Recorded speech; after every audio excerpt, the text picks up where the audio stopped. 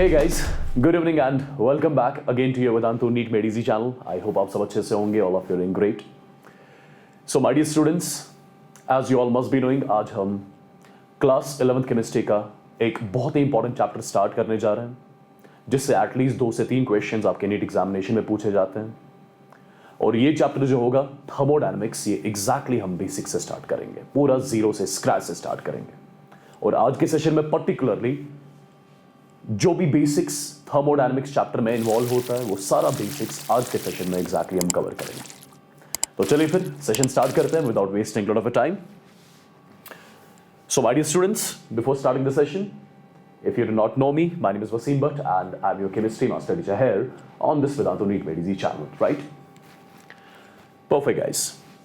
तो सबसे पहले इस थर्मोडायनेमिक्स चैप्टर की लैंग्वेज हमें समझनी है, और इस थर्मोडायनेमिक्स चैप्टर में क्या क्या बेसिक चीजें आती है वो पहले वन बाय वन डिस्कस करते हैं.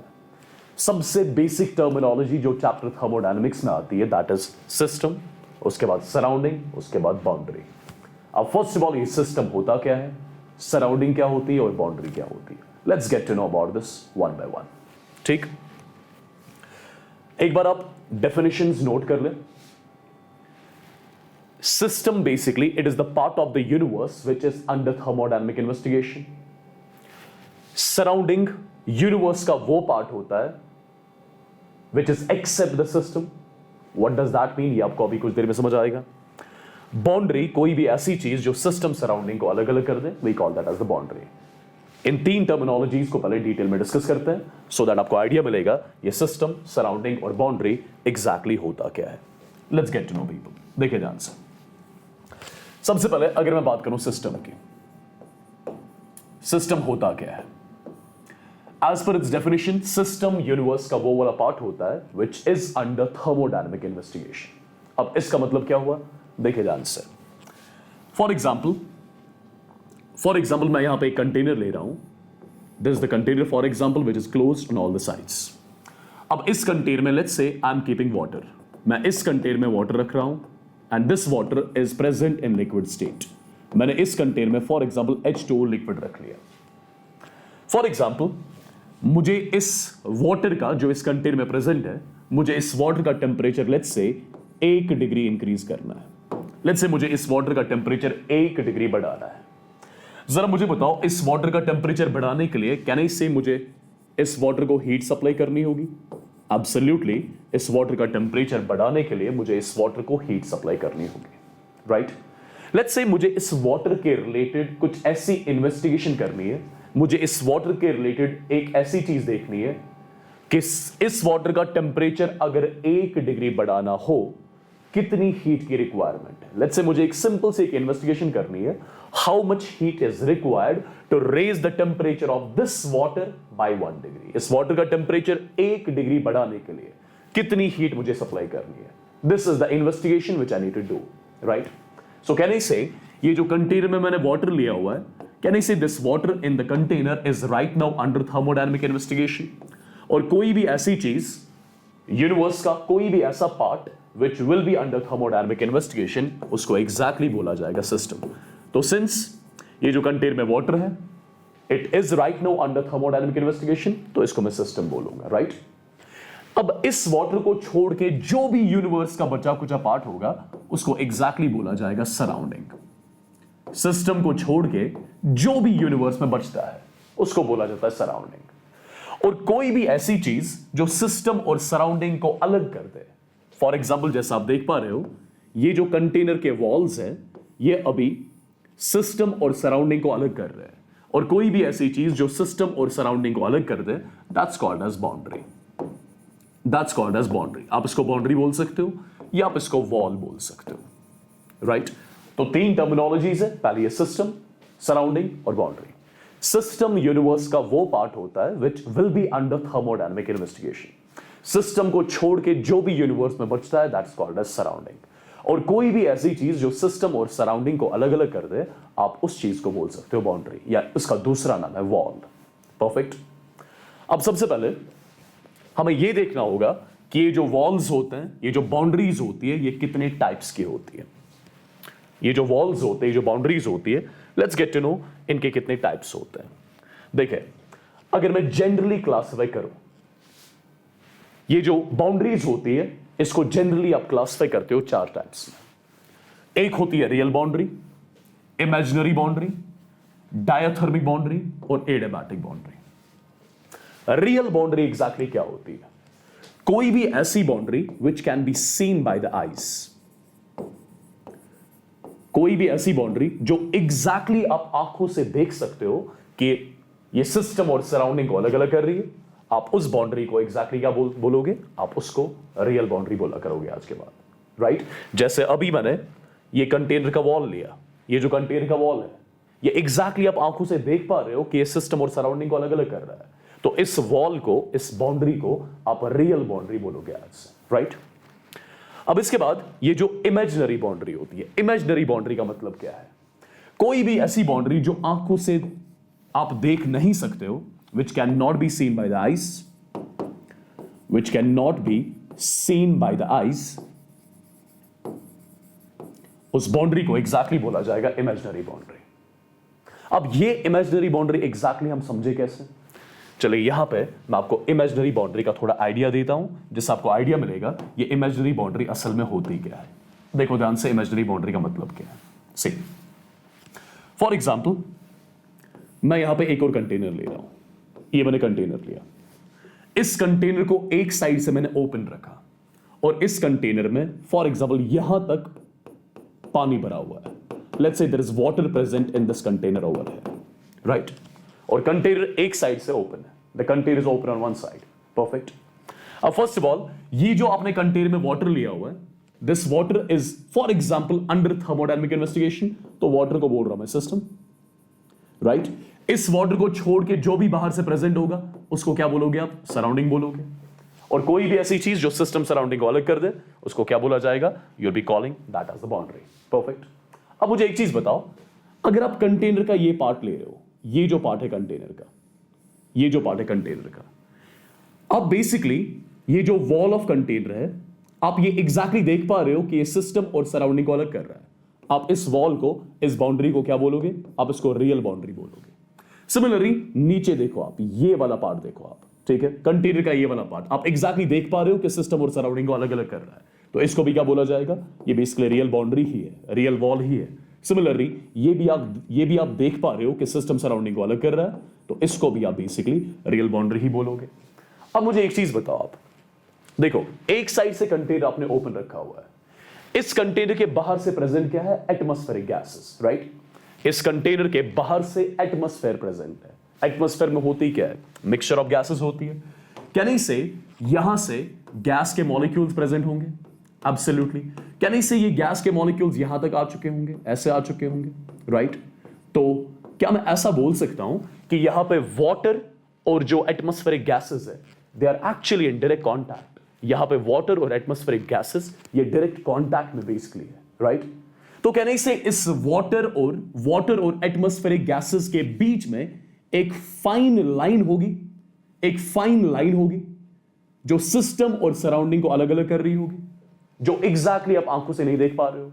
तो उस फाइन लाइन को जो इस वाटर और एटमॉस्फेरिक गैसेस के बीच में होगी, राइट, जो इस वाटर और एटमॉस्फेरिक गैसेस को अलग अलग कर रही होगी, और वो फाइन लाइन एग्जैक्टली आप आंखों से नहीं देख पा रहे हो, आप उसको क्या बोला करोगे? आप उसको आज से बोला करोगे इमेजिनरी बाउंड्री, राइट? तो इमेजिनरी बाउंड्री ऐसी बाउंड्री होती है जो एग्जैक्टली आप आंखों से नहीं देख सकते हो कि ये सिस्टम और सराउंडिंग को अलग अलग कर रही है, राइट? सिमिलरली एक और बाउंड्री हमारे पास होती है जिसको बोला जाता है डायथर्मिक बाउंड्री।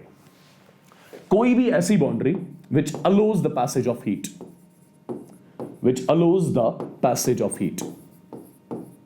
कहने का मतलब क्या है? कोई भी ऐसी बाउंड्री जिसके थ्रू हीट पास हो सकती है, कोई भी ऐसा वॉल जिसके थ्रू हीट पास हो सकती है, we call that wall as the diathermic wall या diathermic boundary, right? For example, आपने यहां पे कंटेनर का वॉल ऐसा लिया था, ये कंटेनर का वॉल था, और आप हीट भेज रहे थे। कहां से कहां तक भेज रहे थे? आप सराउंडिंग से सिस्टम को हीट भेज रहे थे। कोई भी ऐसा वॉल जिसके थ्रू हीट पास हो सकती है, चाहे फिर हीट सराउंडिंग से सिस्टम जाए या सिस्टम से सराउंडिंग आए, आप उस वॉल को क्या बोला करोगे? You will be calling that particular wall, that particular boundary as the diathermic boundary, right? और सिमिलरली कोई भी ऐसी बाउंड्री जिसके थ्रू हीट पास ना हो सके, कोई भी ऐसी बाउंड्री जिसके थ्रू हीट पास ना हो सके, we call that particular boundary as the adiabatic boundary, right, which does not allow the passage of heat either from system to surroundings or from surrounding to system. तो याद रखना आपको, boundaries हमारे पास in general 4 types की यहां पे, ठीक है, रियल, इमेजिनरी, डायथर्मिक और एडियाबैटिक, राइट. आई होप आपको बाउंड्रीज का आइडिया मिल गया होगा.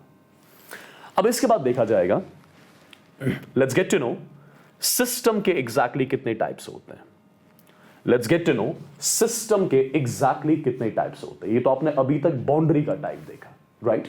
लेट्स सी एग्जैक्टली सिस्टम के टाइप्स कितने होते हैं. सबसे पहला सिस्टम जो होता है इसको बोला जाता है open system. Open system, close system, isolated system, ये सिस्टम के 3 टाइप्स हैं. अब ओपन सिस्टम क्या होगा? कोई भी ऐसा system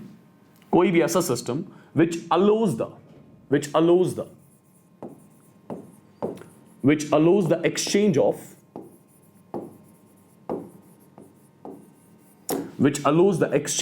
energy as well as matter. किसके साथ? With the surroundings. अब इस टर्म का मतलब क्या है? देखो ध्यान से, मैं आपको समझाता हूं इस ओपन सिस्टम का मतलब क्या है. देखो जरा ध्यान से. फॉर एग्जाम्पल, मैं फिर से यहां पे एक कंटेनर ले रहा हूं और ये container I am keeping open on one side. मैंने कंटेनर एक साइड से ओपन रख लिया, ठीक है. अब इस कंटेनर के अंदर मैं वाटर रख रहा हूं. This is water inside the container. ये आपने पानी रखा इस कंटेनर के अंदर and this water is for example in liquid state. This is H2O liquid over here, ठीक है. मैं मान के चल रहा हूं जो आपने इस कंटेनर के वॉल्स लिए हुए, दीज आर डायथर्मिक वॉल्स. अगर आपने डायथर्मिक वॉल्स लिए हुए, दैट मींस क्या इन वॉल्स के थ्रू हीट पास होगी? एब्सोल्युटली इन वॉल्स के थ्रू हीट पास होगी. अब आप लोग मुझे एक चीज बताओ, इस कंटेनर के बाहर से क्या है? एब्सोल्युटली यहां से सराउंडिंग है. सराउंडिंग में क्या क्या चीज है उससे मुझे मतलब नहीं. कंटेनर के बाहर से सराउंडिंग है बेसिकली, राइट. अब फॉर एग्जांपल अगर मैं इस वाटर को हीट सप्लाई करूं, मैं फॉर एग्जांपल इस वाटर को हीट सप्लाई कर रहा हूं, लेट्स से मैं इस वाटर को हीट सप्लाई कर रहा हूं. क्या इसे हीट सप्लाई करने से कुछ टाइम के बाद आप देखोगे यहां पे इवेपोरेशन होगी, वाटर की इवेपोरेशन होगी, जिसकी वजह से यहां से वेपर्स उठेंगे और वो वेपर्स किस में जाएंगे? वो वेपर्स डेफिनेटली सराउंडिंग में जाएंगे, राइट. ये वेपर्स डेफिनेटली सराउंडिंग में जाएंगे. क्या नहीं से अभी सिस्टम और सराउंडिंग के बीच में एनर्जी का एक्सचेंज भी हो रहा है और साथ में मैटर का एक्सचेंज भी हो रहा है. कोई भी ऐसा system which allows the exchange of energy as well as matter. कोई भी ऐसा system which allows the exchange of energy as well as matter with the surroundings. आप उसी सिस्टम को क्या बोला करोगे? You'll be calling that particular system as the open system. Simple और basic चीज है, right? Similarly, अगर आप बात करोगे क्लोज सिस्टम की, क्लोज सिस्टम एक ऐसा सिस्टम होता है which allows the exchange of energy, but matter का एक्सचेंज नहीं करता है सराउंडिंग के साथ. मतलब आप ऐसे इमेजिन करो, ये जो कंटेनर अभी तक ओपन था, आप इमेजिन करो आपने कंटेनर ऊपर से क्लोज कर दिया. ये कंटेनर ऊपर से आपने क्लोज कर दिया. अगर आपने कंटेनर ऊपर से क्लोज कर दिया, वॉल्स अभी भी कंटेनर के कौन से? डायथर्मिक. तो सिस्टम और सराउंडिंग के बीच में एनर्जी का एक्सचेंज तो हो रहा है, बट क्या यहां से वाटर वेपर्स बाहर जा रहे हैं, सराउंडिंग में जा रहे हैं? नहीं, ऐसा कुछ भी नहीं हो रहा है. तो ये एक ऐसा सिस्टम है which is exchanging only energy with the surroundings. Matter का एक्सचेंज नहीं हो रहा है. कोई भी ऐसा system which allows the exchange of energy only, not the matter with the surroundings. आप उस सिस्टम को क्या बोला करोगे? You'll be calling that particular system as the closed system, right? Isolated system एक ऐसा सिस्टम है, isolated system एक ऐसा सिस्टम है which does not allow the exchange of energy, which does not allow the exchange of matter with the surroundings. कोई भी ऐसा system जो ना तो एनर्जी का एक्सचेंज करेगा सराउंडिंग के साथ, ना मैटर का एक्सचेंज करेगा सराउंडिंग के साथ, उसको क्या बोला जाएगा? उसको बोला जाएगा आइसोलेटेड सिस्टम. आइसोलेटेड सिस्टम की एग्जांपल क्या है? आप ऐसा बोल सकते हो, फॉर एग्जांपल आइसोलेटेड सिस्टम, अगर आप पूरे यूनिवर्स को ही अंडर थर्मोडायनामिक इन्वेस्टिगेशन लो, मैं पूरे यूनिवर्स को ही for example under thermodynamic investigation ले रहा हूं, ठीक है. तो अगर यूनिवर्स ही पूरा अंडर इन्वेस्टिगेशन है तो आपका यूनिवर्स ही सिस्टम बन गया, राइट. क्या इस यूनिवर्स के बाहर कुछ है? यूनिवर्स के बाहर तो कुछ है नहीं. तो एनर्जी का एक्सचेंज करेगा भी किसके साथ करेगा? मैटर का एक्सचेंज क्या कुछ पॉसिबल नहीं है यहां पे, ना एनर्जी का एक्सचेंज ना मैटर का एक्सचेंज। तो अगर आप ये मान के चलो, अगर आप यूनिवर्स को ही इन्वेस्टिगेशन में लो, पूरी यूनिवर्स को, राइट, ये एक एग्जांपल होगी परफेक्टली आइसोलेटेड सिस्टम की, राइट, परफेक्ट, बिकॉज इस यूनिवर्स के बाहर तो कुछ नहीं है, परफेक्ट। तो ये एक ऐसा सिस्टम आ गया, ये एक ऐसा सिस्टम आ गया which does not allow the exchange of energy as well as matter, right? I mean, we call this particular system as the perfectly isolated system. I hope आपको आइडिया मिल गया होगा कि सिस्टम के कितने टाइप्स एग्जैक्टली होते हैं। One is your open system, close system, isolated system, right. अब इसके बाद हमें दो ऐसी चीजें डिस्कस करनी है जो बहुत ही इंपॉर्टेंट है, extensive and intensive properties, right. अब ये एक्सटेंसिव और इंटेंसिव प्रॉपर्टीज एग्जैक्टली होते क्या है, इनको डिफाइन कैसे किया जाता है, let's get to know that. ये इंपॉर्टेंट है, यहां से आपके कॉन्सेप्ट्स स्लोली बिल्ड होने स्टार्ट करेंगे, ठीक है। अब let's get to know exactly ये एक्सटेंसिव और इंटेंसिव प्रॉपर्टीज होती क्या है। देखो ध्यान से, मैं यहां पे अंडरलाइन कर रहा हूं एक्सटेंसिव प्रॉपर्टीज। सबसे पहले डिस्कस करते हैं एक्सटेंसिव प्रॉपर्टीज को। एक्सटेंसिव प्रॉपर्टीज, अब एक्सटेंसिव प्रॉपर्टीज को डिफाइन कैसे किया जाएगा? I'll say extensive properties, these are the properties of the system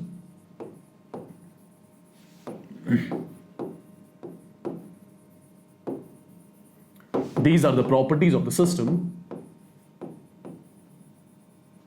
whose value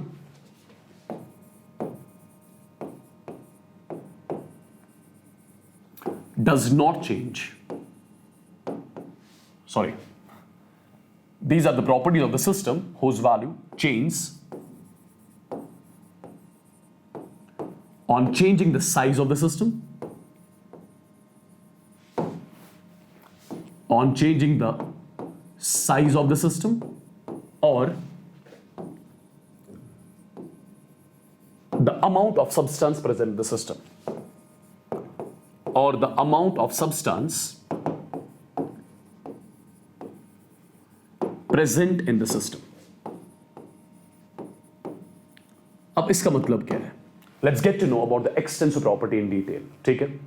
system की कोई भी ऐसी प्रॉपर्टी जिसकी वैल्यू चेंज होती है on changing the size of the system या on changing the amount of substance present in the system, आप उस प्रॉपर्टी को क्या बोलते हो? Extensive property.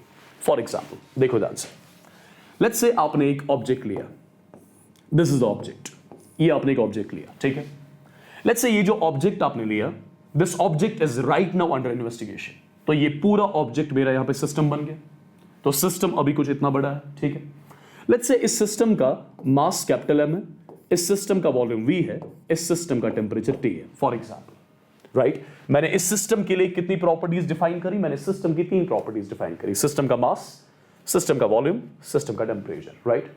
अब अगर मैं एक काम करूं, अगर मैं इसी सिस्टम को, इस ऑब्जेक्ट को 2 इक्वल पार्ट्स में डिवाइड करूं, मैंने 2 इक्वल पार्ट्स में डिवाइड किया। अब अगर 2 इक्वल पार्ट्स में डिवाइड करने के बाद मैं ये एक छोटा सा पार्ट कंसीडर करूं, चलिए इस छोटे से पार्ट को यहां पे बना रहा हूं मैंने ये छोटा सा पार्ट कंसीडर किया। अब ये जो छोटा सा पार्ट है, अब this smaller part, this is right now under investigation. पहले सिस्टम कुछ इतना बड़ा था पूरा, अब मैंने इसी का छोटा पार्ट लिया, अब इसको अंडर इन्वेस्टिगेशन लिया। पहले सिस्टम ये था, अब सिस्टम ये है। बताओ अब इस छोटे से पार्ट का मास कितना होगा? क्या ये अब भी m होगा? क्या m/2 होगा? पहले m था पूरे का, अब m/2 होगा, राइट, m/2। सिमिलरली अगर मैं आपसे पूछूं क्या इस ऑब्जेक्ट का वॉल्यूम अब v होगा कि v/2 होगा? इसका वॉल्यूम अब v/2 होगा। अगर मैं आपसे पूछूं इस ऑब्जेक्ट का टेम्परेचर क्या t होगा कि t/2 होगा? इस ऑब्जेक्ट का टेम्परेचर t होगा। आप मुझे बताओ, जब आपने सिस्टम का साइज चेंज किया, सिस्टम की कौन कौन सी प्रॉपर्टी की वैल्यू चेंज हुई? सिस्टम का मास पहले m था, अब कितना है? m/2। सिस्टम का वॉल्यूम पहले v था, अब कितना है? v/2। तो मैंने 3 प्रॉपर्टीज डिफाइन की थी, 3 प्रॉपर्टीज में से 2 ऐसी प्रॉपर्टीज है जिनकी वैल्यू चेंज हो रही है जब आप सिस्टम का साइज चेंज कर रहे हो, और कोई भी ऐसी प्रॉपर्टी जिसकी वैल्यू चेंज होती है जब हम सिस्टम का साइज चेंज करते हैं, जब हम सिस्टम में अमाउंट ऑफ सब्सटेंस चेंज करते हैं, उन प्रॉपर्टीज को एक्सटेंसिव प्रॉपर्टीज बोला जाता है। तो इन 3 प्रॉपर्टीज में से एक्सटेंसिव कौन कौन सी होगी? मास एक्सटेंसिव होगा, साथ में वॉल्यूम भी एक्सटेंसिव होगा। आप चेक करो, जब आपने सिस्टम का साइज चेंज किया, क्या टेम्परेचर की वैल्यू चेंज हुई? टेम्परेचर की वैल्यू चेंज नहीं हुई। और कोई भी ऐसी प्रॉपर्टी जिसकी वैल्यू चेंज नहीं होती है on changing the size of the system, on changing the amount of substance present in the system, आप उस प्रॉपर्टी को इंटेंसिव प्रॉपर्टी बोलते हो। तो यहां पे जो टेम्परेचर है, टेम्परेचर किसकी एग्जांपल है? टेम्परेचर बेसिकली इंटेंसिव प्रॉपर्टी की एग्जांपल है, right? Perfect.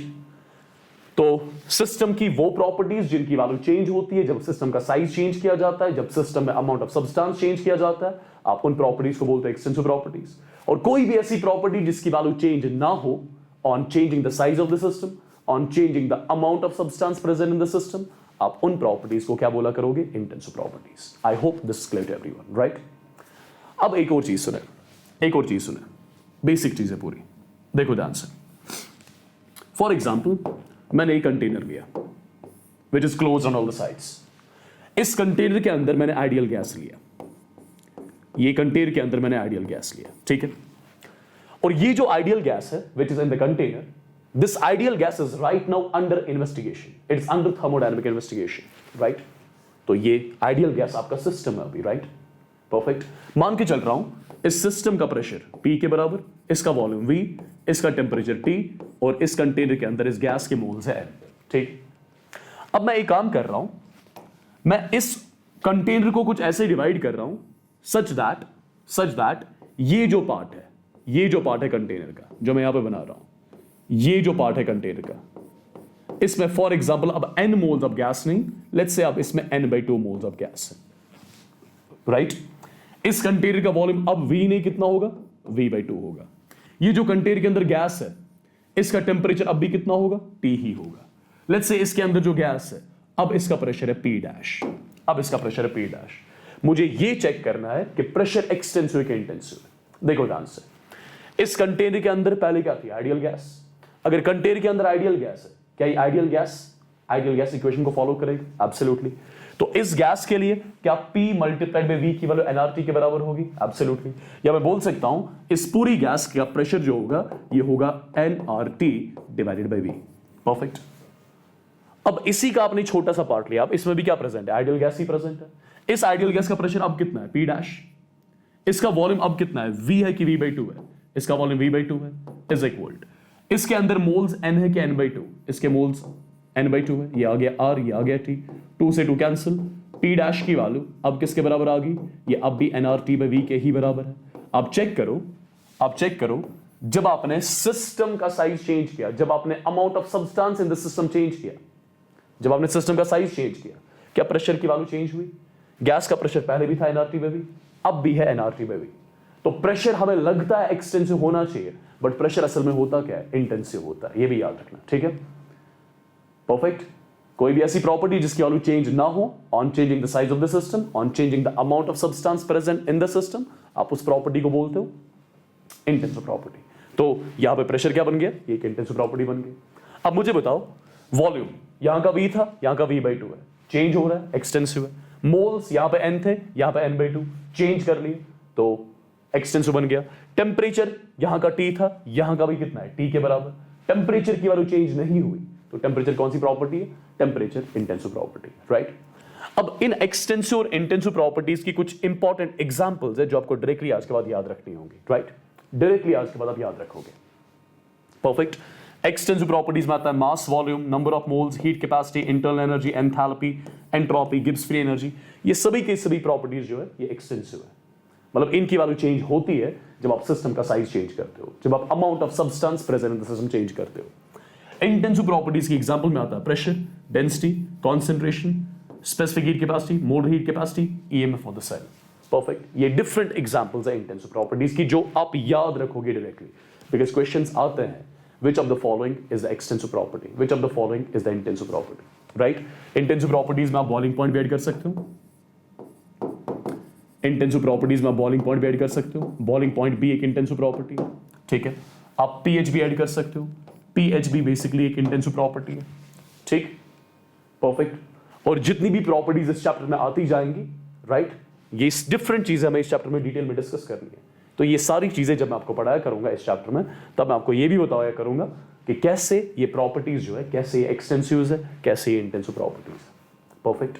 I hope this is clear to everyone. अब इन्हीं एक्सटेंसिव और इंटेंसिव प्रॉपर्टीज के रिलेटेड कुछ बेसिक चीजें और है जिनका आइडिया आपको होना चाहिए। और क्या बेसिक चीजें, और ये इंपॉर्टेंट पॉइंट्स है। पहला पॉइंट है डिवीजन ऑफ एक्सटेंसिव प्रॉपर्टीज।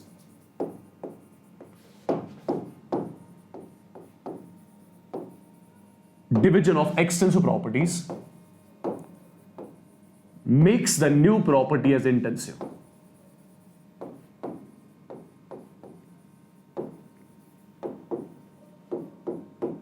इसका मतलब क्या है, देखो फॉर एग्जाम्पल आपने एक ऑब्जेक्ट लिया जिसका मास m है और इस ऑब्जेक्ट का वॉल्यूम v है। आपने एक ऑब्जेक्ट लिया, सिस्टम लिया जिसका मास m है, वॉल्यूम v है। मुझे बताओ क्या मास एक एक्सटेंसिव प्रॉपर्टी? एब्सोल्युटली। क्या वॉल्यूम भी एक एक्सटेंसिव प्रॉपर्टी? एब्सोल्युटली। आप m बाई v, अब दो एक्सटेंसिव प्रॉपर्टीज को डिवाइड कर रहे हो, क्या मिलेगा यहां पे? डेंसिटी मिलेगा। बताओ डेंसिटी किसकी एग्जांपल होती है? डेंसिटी इंटेंसिव प्रॉपर्टीज की एग्जांपल होती है। तो इन शॉर्ट जब भी आप दो एक्सटेंसिव प्रॉपर्टीज को डिवाइड करते हो, जो नई प्रॉपर्टी मिलती है that's always intensive in nature. ये याद रखना, ठीक है? Point number 1। Point number 2, point number 2 ये भी इंपॉर्टेंट है। extensive properties are additive in nature. अब इसका मतलब क्या है? Extensive properties are additive in nature. इसका मतलब क्या है वो समझते हैं। मान के चलो आपने एक कंटेनर लिया और इस कंटेनर में वाटर प्रेजेंट है। मान लो आपने एक और कंटेनर लिया, आइडेंटिकल कंटेनर, इसमें भी वाटर ही प्रेजेंट है, ठीक है?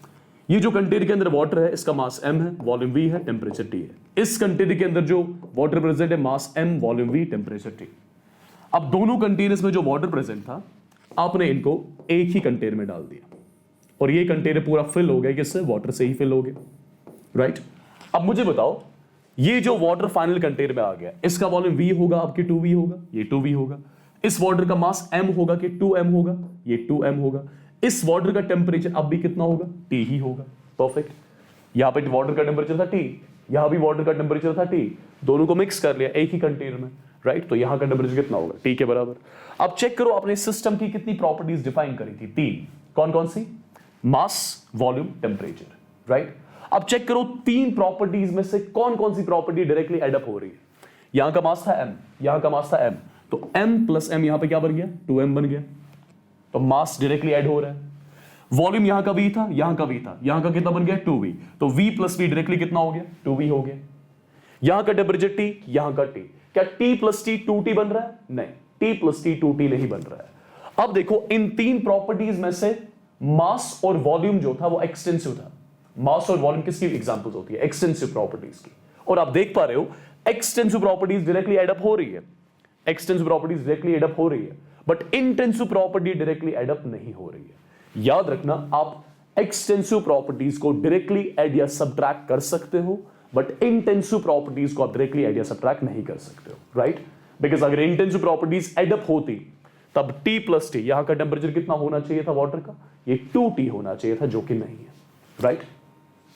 सिमिलरली एक और पॉइंट है जो इन एक्सटेंसिव और इंटेंसिव प्रॉपर्टीज के रिलेटेड है। याद रखो जब भी आप एक एक्सटेंसिव प्रॉपर्टी को एक्सप्रेस करोगे पर यूनिट मास, या एक एक्सटेंसिव प्रॉपर्टी को एक्सप्रेस करोगे पर यूनिट मोल, या इसको एक्सप्रेस करोगे, एक्सटेंसिव प्रॉपर्टी को एक्सप्रेस करोगे पर यूनिट वॉल्यूम, जो नई प्रॉपर्टी बन जाएगी that's going to be intensive in nature. देखो कहने का मतलब क्या है, हमें एक टर्म पढ़नी है आगे इसी चैप्टर में जिसको बोला जाता है हीट कैपेसिटी। हीट कैपेसिटी को रिप्रेजेंट किया जाता है C से।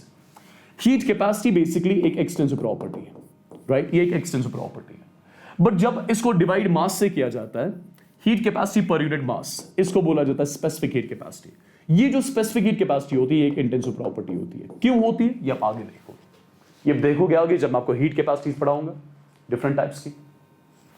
आपने एक्सटेंसिव प्रॉपर्टी को एक्सप्रेस किया पर यूनिट मास, जो नई प्रॉपर्टी बन गई वो इंटेंसिव है, राइट?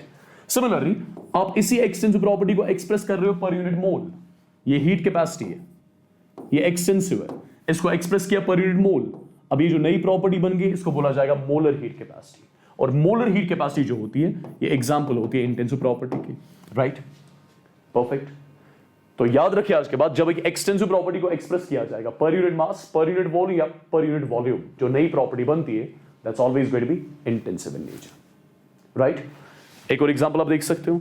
फॉर एग्जांपल हमारे पास नंबर ऑफ मोल्स है, n represents number of moles, number of moles extensive की इंटेंसिव, एक्सटेंसिव, इसको एक्सप्रेस करो per unit volume, number of moles per unit volume, क्या इसी को कॉन्सेंट्रेशन बोला जाता है। और कॉन्सेंट्रेशन अभी आपने एग्जांपल्स में देखा, ये किसकी एग्जांपल थी, ये इंटेंसिव प्रॉपर्टी की एग्जांपल है। तो ये तीन इंपॉर्टेंट पॉइंट्स है जो आपको याद रखने होंगे related to extensive and intensive properties. I hope यहां तक चीजें क्लियर है, राइट।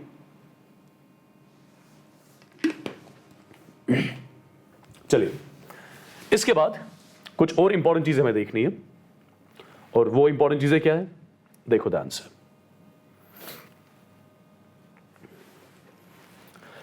मैं यहां पे हेडिंग मार्क कर रहा हूं स्टेट पैरामीटर्स, एक छोटी सी टर्म है स्टेट पैरामीटर्स। आप स्टेट पैरामीटर्स बोल दो या आप इनको स्टेट वेरिएबल्स भी बोल सकते हो, you can call them as the state variables as well.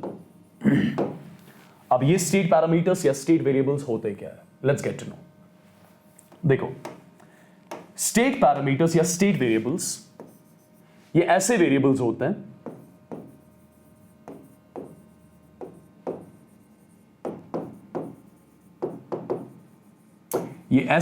होते हैं जो सिस्टम की स्टेट को डिफाइन करते हैं, which defines the state of the system.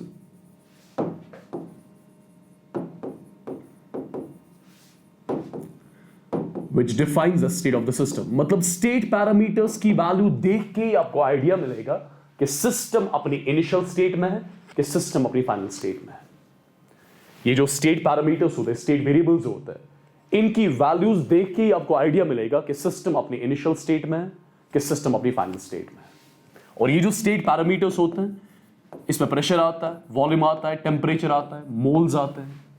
एक और इंपॉर्टेंट पॉइंट जो याद रखोगे रिलेटेड टू स्टेट पैरामीटर्स, जब भी आपको सिस्टम की स्टेट चेंज करनी होगी, जब भी आप चाहोगे कि सिस्टम की स्टेट चेंज हो, सिस्टम की स्टेट चेंज करने के लिए आपको सिस्टम के स्टेट पैरामीटर्स की वैल्यू चेंज करनी पड़ेगी। जब भी आपको एक सिस्टम की स्टेट चेंज करनी होगी, सिस्टम की स्टेट चेंज करने के लिए आपको सिस्टम के स्टेट पैरामीटर्स की वैल्यू चेंज करनी होगी। मिनिमम अगर आपने एक स्टेट पैरामीटर की वैल्यू चेंज कर दी, सिस्टम की स्टेट ऑटोमेटिकली चेंज हुई होगी। फॉर एग्जाम्पल देखो ध्यान से, मैं यहां पर लिख रहा हूं in order to change the state of the system,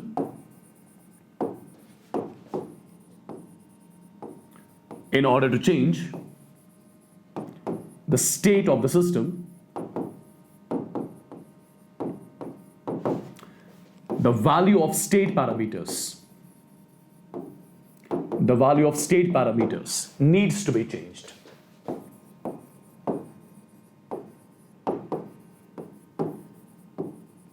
Needs to be changed. और अगर आपने मिनिमम एक भी स्टेट पैरामीटर की वैल्यू चेंज कर दी, सिस्टम की स्टेट ऑटोमेटिकली चेंज हो जाएगी।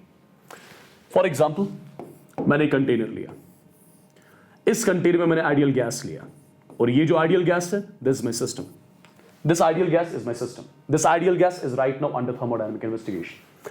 मैं मान के चल रहा हूं इस आइडियल गैस का प्रेशर P1 है, इसका वॉल्यूम V1 है, इसका टेम्परेचर T1 है, और इस कंटेनर के अंदर मोल्स N1 के बराबर है, इस कंटेनर के अंदर मोल्स N1 के बराबर है, राइट।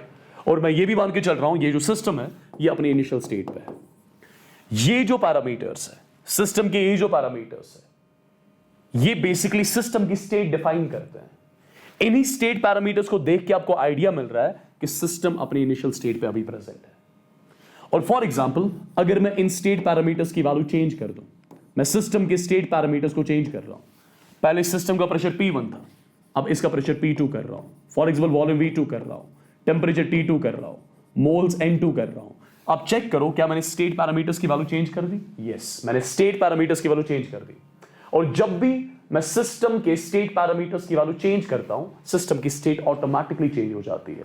अगर सिस्टम पहले इनिशियल स्टेट पे था, अब सिस्टम ऑटोमेटिकली अपनी फाइनल स्टेट पे पहुंच गया होगा। तो याद रखिए एक चीज, जब भी आज के बाद आपको सिस्टम की स्टेट चेंज करनी होगी, आपको सिस्टम के स्टेट पैरामीटर्स की वैल्यू चेंज करनी होगी। मिनिमम अगर आपने एक भी स्टेट पैरामीटर की वैल्यू चेंज कर दी, सिस्टम की स्टेट ऑटोमेटिकली चेंज हो गई होगी। This is really important which you need to remember, right. अब इसके बाद कुछ और बेसिक टर्मिनोलॉजीज हमारे पास आती है। एक होता है स्टेट फंक्शन, दूसरा होता है पाथ फंक्शन। ये एक और टर्मिनोलॉजी है, state function. State function, state functions होते क्या है? स्टेट फंक्शंस ऐसे थर्मोडायनेमिक फंक्शंस होते हैं जिनकी वैल्यू सिर्फ एंड सिर्फ इनिशियल एंड फाइनल स्टेट पे डिपेंड करेगी। जिनकी वैल्यू सिर्फ एंड सिर्फ initial and final state of the system पे डिपेंड करती है। कोई भी ऐसे थर्मोडायनेमिक फंक्शंस जिनकी वैल्यू सिर्फ एंड सिर्फ डिपेंड किस पे करती है? Initial state of the system पे और final state of the system पे। ऐसे फंक्शंस को आप क्या बोलते हो? स्टेट फंक्शंस बोलते हो। ये जो स्टेट फंक्शंस होती है, these our path independent. These our path independent. आपने सिस्टम की स्टेट कैसे चेंज करी उससे मतलब नहीं है, राइट?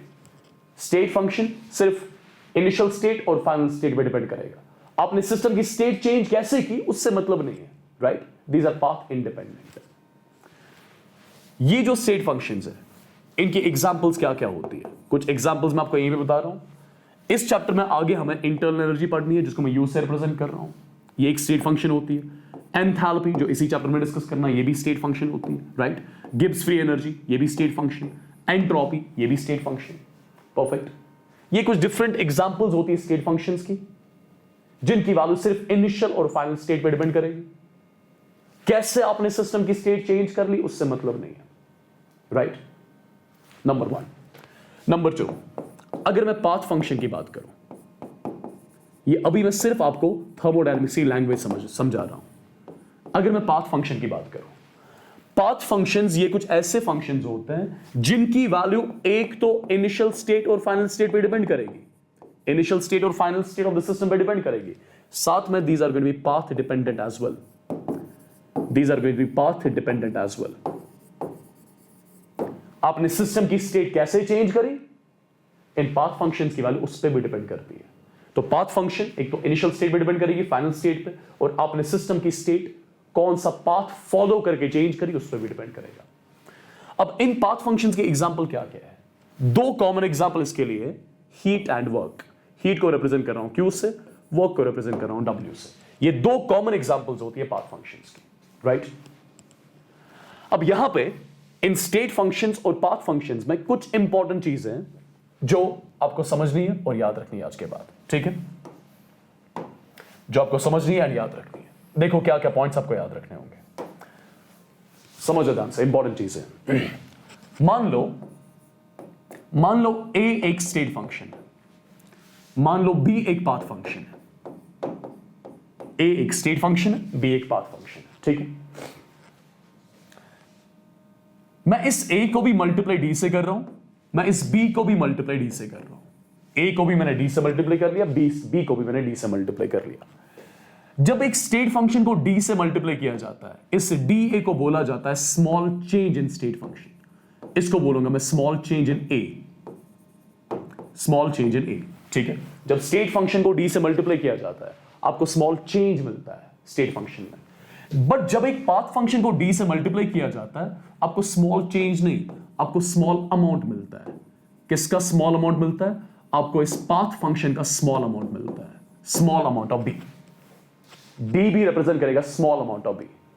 अब एट द सेम टाइम एक और चीज, ये जो DA है और ये जो DB है, अगर मैं इसको भी इंटीग्रेट करूं, इसको भी इंटीग्रेट करूं, इसको इंटीग्रेट करके स्मॉल चेंज इन A को इंटीग्रेट किया जाएगा तो लार्ज चेंज इन A मिलता है, जिसको रिप्रेजेंट डेल्टा A से किया जाएगा।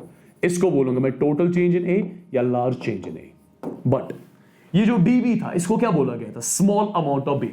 जब स्मॉल अमाउंट ऑफ B को इंटीग्रेट किया जाता है, तब आपको टोटल अमाउंट मिलता है, जिसको मैं सिर्फ B से रिप्रेजेंट करूंगा। इस कैपिटल B को बोलूंगा total amount of B,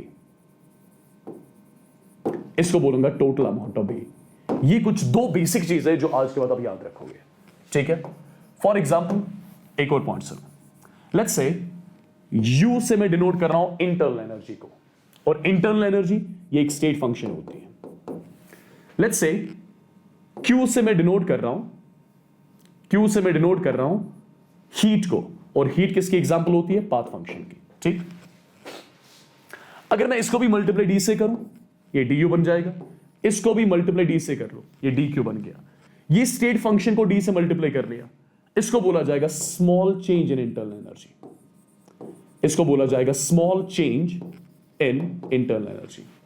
q को भी d से मल्टीप्लाई किया, इसको बोला जाएगा small amount of heat. Since ये एक पाथ फंक्शन है तो इसको बोला जाएगा स्मॉल अमाउंट ऑफ हीट, इसको स्मॉल चेंज इन हीट नहीं बोलूंगा मैं, स्मॉल अमाउंट ऑफ हीट। अब अगर इसको भी इंटीग्रेट कर लिया, इसको भी इंटीग्रेट कर लिया, इसको इंटीग्रेट करने से डेल्टा यू मिल जाएगा, इसको इंटीग्रेट करने से क्यू मिल जाएगा। डेल्टा यू का मतलब क्या हो गया, स्मॉल चेंज को इंटीग्रेट किया तो लार्ज चेंज मिल जाएगा, किसमें, लार्ज चेंज इन यू आ गया, right.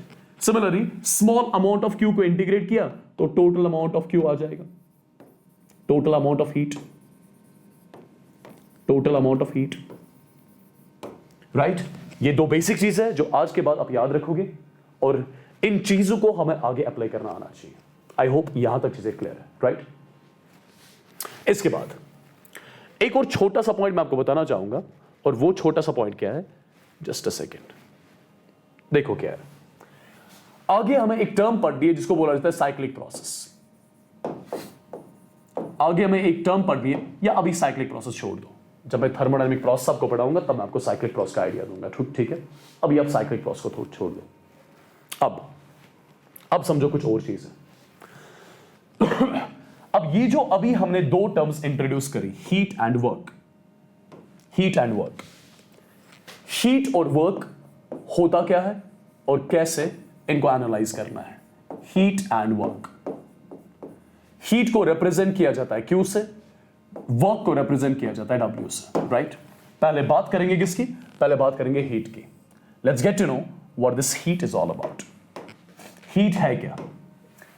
Heat basically it is just the mode of transfer of energy. Heat is just the mode of transfer of energy, मतलब जब भी सिस्टम और सराउंडिंग के बीच में एनर्जी का एक्सचेंज होना होगा, जब भी सिस्टम और सराउंडिंग के बीच में एनर्जी का एक्सचेंज होना होगा, चाहे एनर्जी को सिस्टम से सराउंडिंग जाना है या एनर्जी को सराउंडिंग से सिस्टम आना है, मतलब जब भी सिस्टम और सराउंडिंग के बीच में एनर्जी का एक्सचेंज होना होगा, ये एनर्जी का एक्सचेंज हो सकता है वाया हीट, ये एनर्जी का एक्सचेंज हीट के फॉर्म में हो सकता है। तो हीट है क्या? अगर मैं हीट की बात करूं, हीट है क्या? Heat is just the mode of transfer of energy, the mode of transfer of energy. किस किस के बीच में? सिस्टम और सराउंडिंग के बीच में, सिस्टम और सराउंडिंग के बीच में। Point number 1। पॉइंट नंबर 2, जो हीट होती है फ्लो क्यों करती है? Why does heat flow? Heat flows due to temperature difference. Heat किस वजह से फ्लो करती है? It flows due to temperature difference. Heat flow करती है टेम्परेचर डिफरेंस से। और आपको पता होना चाहिए हीट हमेशा फ्लो करती है from higher temperature to lower temperature, right. अब जरा कुछ बेसिक चीजें वो याद रखें। फॉर एग्जाम्पल, आपने ये कंटेनर लिया और इस कंटेनर के अंदर आपने आइडियल गैस ले ली, और ये जो आइडियल गैस है, this ideal gas is my system right now. ये आइडियल गैस एक सिस्टम है मेरा, ठीक है। एक चीज याद रखें, जब भी मैं आज के बाद टर्म यूज करूंगा सिस्टम, समझ जाना मैंने कंटेनर के अंदर आइडियल गैस ली है, और वो ideal gas which is there in the container that is under thermodynamic investigation. That is under thermodynamic investigation, right. आज के बाद जब भी मैं टर्म यूज करूं सिस्टम, समझ जाना कंटेनर के अंदर मैंने आइडियल गैस ली है and that ideal gas is under investigation. Perfect. तो मैंने अभी इस कंटेनर के अंदर क्या लिया? Ideal gas, so it's my system, right. तो फर्स्ट ऑफ ऑल इस आइडियल गैस के बाहर से क्या है? Surrounding, right. तो ये आपका सिस्टम है और इसके बाहर क्या है? सराउंडिंग्स, ठीक। अब कुछ इंपॉर्टेंट चीज है। अगर फॉर एग्जाम्पल सराउंडिंग का टेम्परेचर सिस्टम के टेम्परेचर से ज्यादा था, अगर सराउंडिंग का टेम्परेचर सिस्टम के टेम्परेचर से ज्यादा है, कहने से उस टाइम पे जब भी सराउंडिंग का टेम्परेचर सिस्टम के टेम्परेचर से ज्यादा होगा, कहने से सिस्टम और सराउंडिंग के बीच में टेम्परेचर का डिफरेंस आ गया, और हीट फ्लो करती है ड्यू टू टेम्परेचर डिफरेंस, और हीट फ्लो करती है from higher temperature to lower temperature. अभी मान के चल रहा हूं हायर टेम्परेचर पे सराउंडिंग है, लोअर टेम्परेचर पे सिस्टम है, तो हीट फ्लो करेगी from surrounding to system, from higher temperature to lower temperature, right? तो कहने से अभी हीट जा रही होगी फ्रॉम सराउंडिंग टू सिस्टम। जब हीट सराउंडिंग से सिस्टम जा रही होगी, क्या इसका मतलब सिस्टम हीट एब्जॉर्ब कर रहा होगा कि रिलीज कर रहा होगा?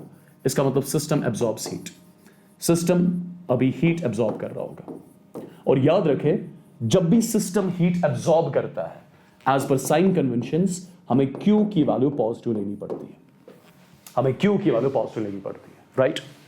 सिमिलरली एक और पॉइंट, जब भी सिस्टम का टेम्परेचर सराउंडिंग के टेम्परेचर से ज्यादा हो, जब भी सिस्टम का टेम्परेचर सराउंडिंग के टेम्परेचर से ज्यादा हो, सिस्टम का टेम्परेचर ज्यादा है, सराउंडिंग का टेम्परेचर कम है, फिर से दोनों के बीच में टेम्परेचर डिफरेंस आ गया, फिर से हीट फ्लो करेगी, बट अब कहां से कहां?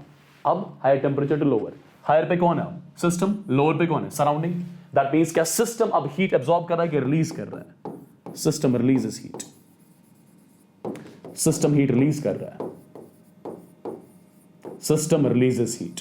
और याद रखें, जब भी सिस्टम हीट रिलीज करता है, as per sign conventions, Q की वैल्यू नेगेटिव ली जाती है। ये दो इंपॉर्टेंट चीजें जो आज के बाद आपको याद रखनी है।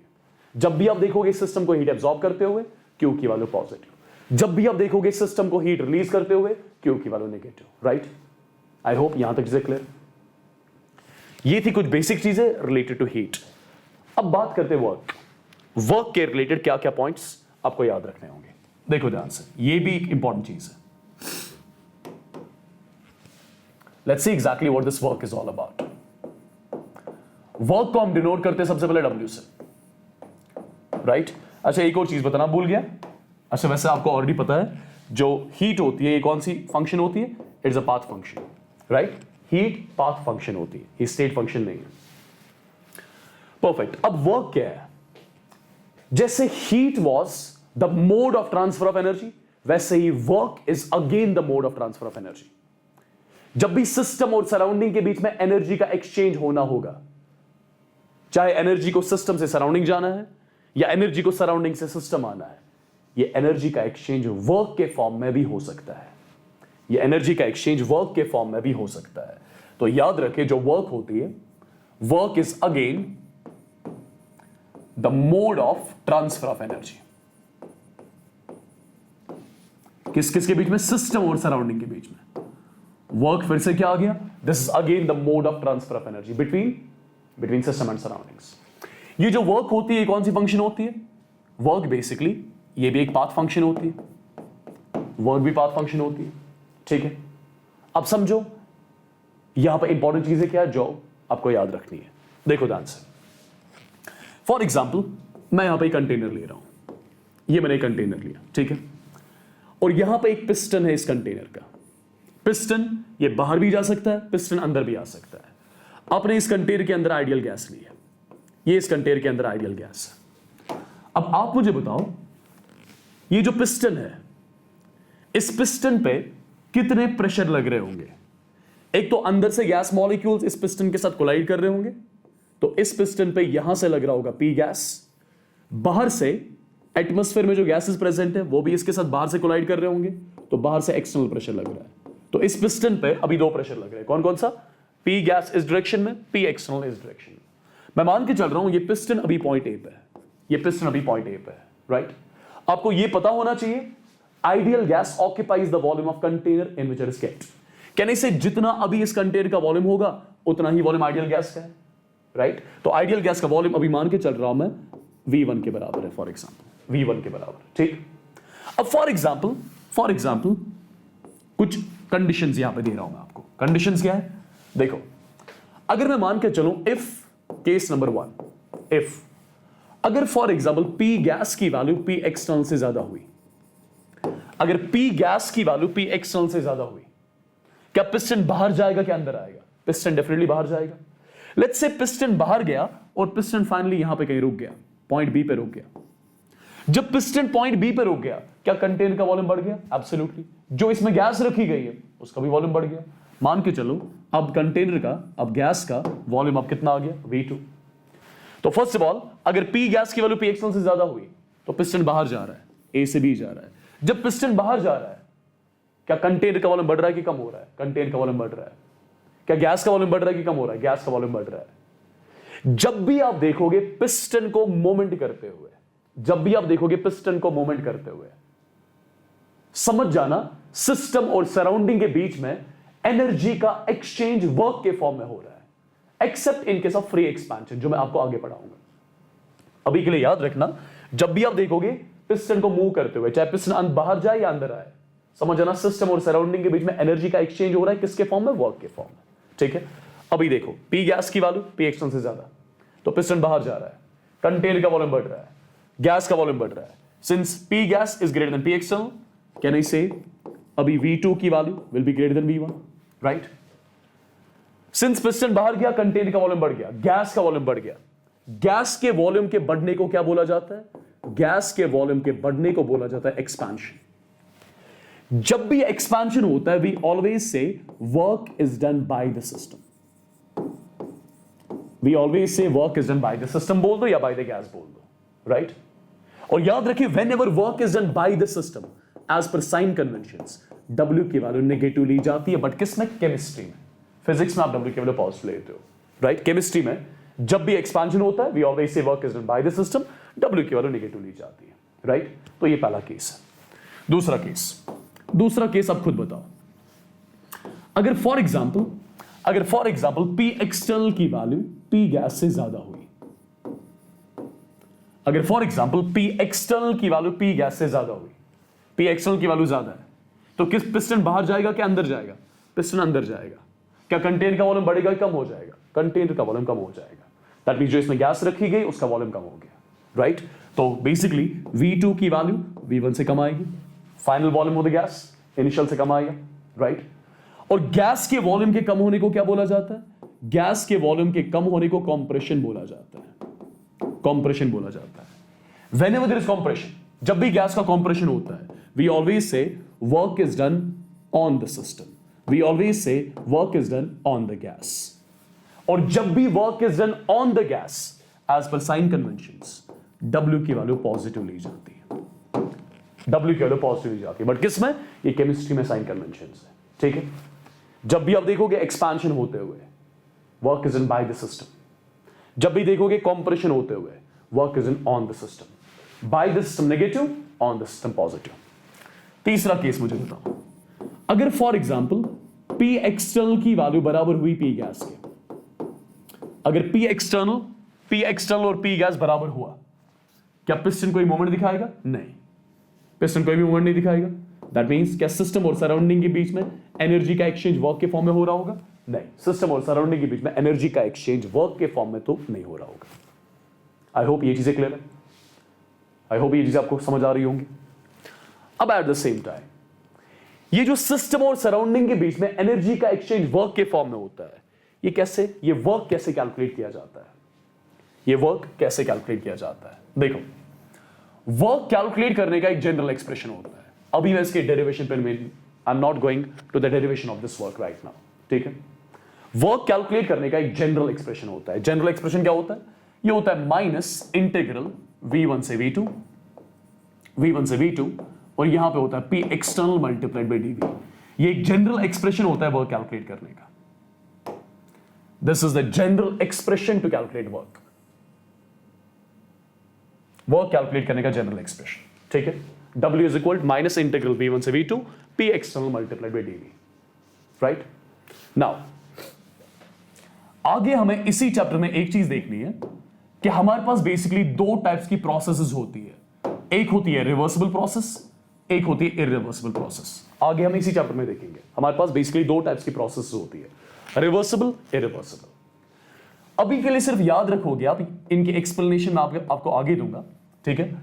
रिवर्सिबल प्रोसेसेस में P गैस और P एक्सटर्नल ऑलमोस्ट बराबर होते हैं, और इरिवर्सिबल प्रोसेसेस में एक्सटर्नल प्रेशर कांस्टेंट होता है। अभी के लिए सिर्फ इतना याद रखो, ठीक है? क्यों होता है, कैसे होता है, ये आगे देखा जाएगा, ठीक है?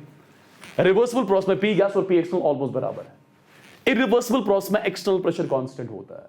अब मुझे बताओ, अगर रिवर्सिबल प्रोसेस में आपको वर्क कैलकुलेट करनी होगी, work done in case of reversible process, आप लिखोगे माइनस इंटीग्रल P1 से V2। सिंस P गैस और P एक्सटर्नल बराबर है, तो P एक्सटर्नल की जगह मैं P गैस लिख सकता हूं एब्सोल्युटली, और साथ में क्या लिखूंगा? साथ में dV लिखूंगा। तो ये आ गया वर्क कैलकुलेट करने का जनरल एक्सप्रेशन। कौन से प्रोसेस में? रिवर्सिबल प्रोसेस में। रिवर्सिबल प्रोसेस में वर्क आप कुछ ऐसे कैलकुलेट करते हो। बट अगर आप इरिवर्सिबल प्रोसेस की बात करोगे, अगर आप इरिवर्सिबल प्रोसेस की बात करोगे, इरिवर्सिबल प्रोसेस में पी एक्सटर्नल कांस्टेंट होता है। अगर पी एक्सटर्नल कांस्टेंट है तो बाहर आ जाएगा, इंटीग्रल ऑफ डीवी हो गया V, upper limit lower limit लगाओगे तो वैल्यू क्या आ जाएगी? यहां पे W इरिवर्सिबल जो आना है यह आ जाएगा माइनस पी एक्सटर्नल, और साथ में क्या आ जाएगा? साथ में डेल्टा वी आ जाएगा। ये एक्सप्रेशन आप तब यूज किया करोगे जब आपको वर्क कैलकुलेट करना होगा in case of irreversible processes. Perfect, I hope यहां तक चीजें क्लियर है। अब देखो एक और चीज, एक और छोटी सी चीज देखो। सिंस इरिवर्सिबल प्रोसेस में W कैलकुलेट करने का जनरल एक्सप्रेशन क्या है? Minus P external delta we, right? बताओ मुझे एक चीज, ये जो W है, इस W के कितने साइंस हो सकते हैं? या तो W का साइन पॉजिटिव हो सकता है, या तो W का साइन नेगेटिव हो सकता है। या तो W का साइन पॉजिटिव होगा या W का साइन नेगेटिव हो सकता है। यही दो पॉसिबिलिटीज है ना। या आप इसको ऐसे समझो, चलिए W को लास्ट में एनालाइज करते हैं, आप ऐसे समझो। देखिए दो चीजें हो सकती है। जो आपने कंटेनर में गैस लिया है, या तो उसका एक्सपेंशन हो सकता है या तो उसका कंप्रेशन हो सकता है।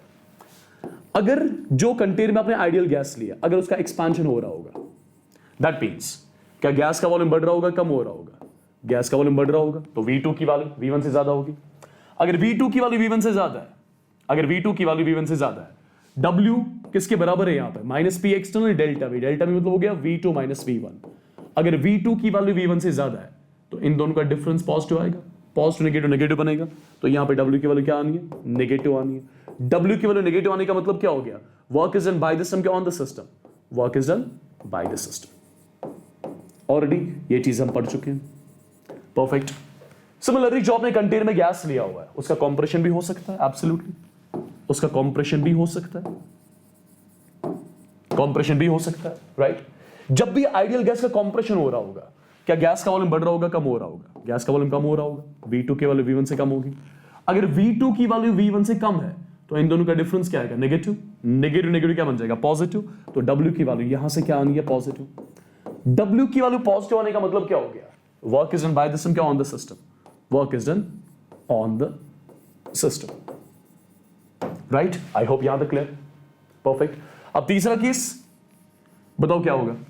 अगर पिस्टन ने मूव ही नहीं किया, ना पिस्टन बाहर गया ना पिस्टन अंदर आ गया, दैट मींस उस टाइम पे वॉल्यूम कांस्टेंट है, V1 की वैल्यू V2 के बराबर है, तो W की वैल्यू किसके बराबर आ जाएगी? 0 के बराबर। आई होप इतना एटलीस्ट आप याद रखोगे, ठीक है? अब इसके बाद जो आपने ये बेसिक कॉन्सेप्ट्स पढ़े, इनको यूटिलाइज कैसे करना है, इनको यूटिलाइज कैसे करना है, दैट इज इंपॉर्टेंट। देखो इनको यूटिलाइज करना कैसे,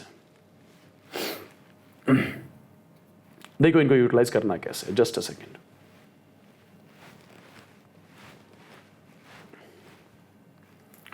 देखो ध्यान से, एक क्वेश्चन ले रहा हूं मैं और इस क्वेश्चन को अप्रोच करो। ये एक क्वेश्चन नहीं, बेसिकली ये 4 क्वेश्चंस है, 4 क्वेश्चंस है, ठीक है? सबसे पहला question, at STP following reactions are given. STP पे 4 रिएक्शंस दी गई है। पहली रिएक्शन देखो, एसटीपी पे पहली रिएक्शन दी गई है। एसटीपी मतलब स्टैंडर्ड टेम्परेचर प्रेशर, मतलब प्रेशर और टेम्परेचर क्या रखा गया है? प्रेशर और टेम्परेचर बेसिकली कांस्टेंट रखा गया है।